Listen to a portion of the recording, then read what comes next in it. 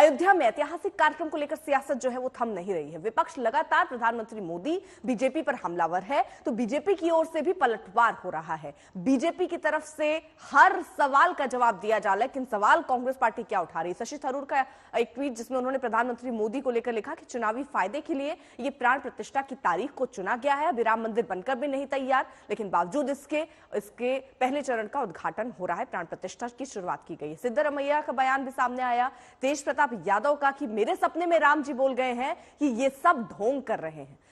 अखिलेश यादव का बयान आता है कि 22 जनवरी के बाद सपरिवार अयोध्या जाऊंगा। हालांकि अखिलेश के ही बयान कई पलटते हुए नजर आए। पहले वो कहते हैं निमंत्रण आए तो जरूर जाऊंगा, बाद में कहते हैं कि निमंत्रण सही ढंग से नहीं आया इसलिए नहीं जाऊंगा। वहीं मल्लिकार्जुन खड़गे भी सीधे तौर पर बीजेपी को निशाने पर ले रहे हैं। बीजेपी और मोदी जी के मुंह में राम और बगल में छुरी है। वहीं अब जवाब जो है वो बीजेपी भी दे रही है। अश्विनी चौबे की तरफ से, जो कि केंद्रीय मंत्री, उन्होंने कहा जिन्हें राम से प्यार वो आएंगे, जिन्हें रोम से प्यार है वो नहीं आएंगे। तो कटाक्ष करते हुए भी बीजेपी के नेता नजर आ रहे हैं। लालकृष्ण आडवाणी का बयान भी सामने आया। उन्होंने कहा कि नियति ने तय कर लिया है कि अयोध्या में राम मंदिर बनेगा और वही होने जा रहा है 22 तारीख को। कांग्रेस नेता शशि थरूर ने प्राण प्रतिष्ठा की तारीख 22 जनवरी पर ही सवाल उठाए। उन्होंने आरोप लगाया कि प्रधानमंत्री मोदी ने चुनावी फायदे के लिए ये तारीख तय की है। The 22nd of January for an incomplete temple is a date chosen by a prime minister for his own political benefit ahead of the elections. Let's be very honest about that.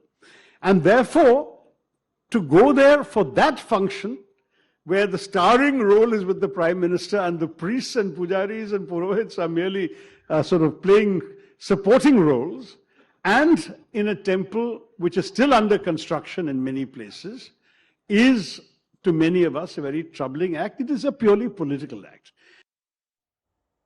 तो बिहार के दो नेताओं ने भी प्राण प्रतिष्ठा को लेकर सवाल उठाए हैं।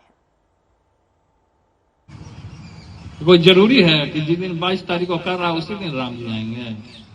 नहीं आएंगे उस दिन राम जी, हमको सपना दिया। 4 शंकराचार्य हैं, उनको भी सपना आया है, हमको भी सपना में आए हैं राम जी। हमको तो सपना में आ गया, राम जी खुद बोले हैं ये सब ढोंग कर रहा है, हम उस दिन आईबे नहीं करेंगे। युवाओं को नौकरी नहीं मिल रहा, तो युवाओं को नौकरी के जगह पर राम मंदिर के नाम पर ये अक्षत बांट रहे हैं। तो युवाओं को जरूरत है नौकरी की, अक्षत की तो जरूरत नहीं है। तो ये राम जी के नाम पर लोगों में ये भ्रम फैला रहे हैं और लोगों में स्नेह प्रेम पाना चाह रहे हैं। इसमें देश में कहीं कुछ नहीं रहा देश की जनता को देने के लिए, देश को युवाओं को देने के लिए। तो ये जो है ना अक्षत और फूल और कल होकर के देश को जलाने के बाद राख को वितरण करेंगे।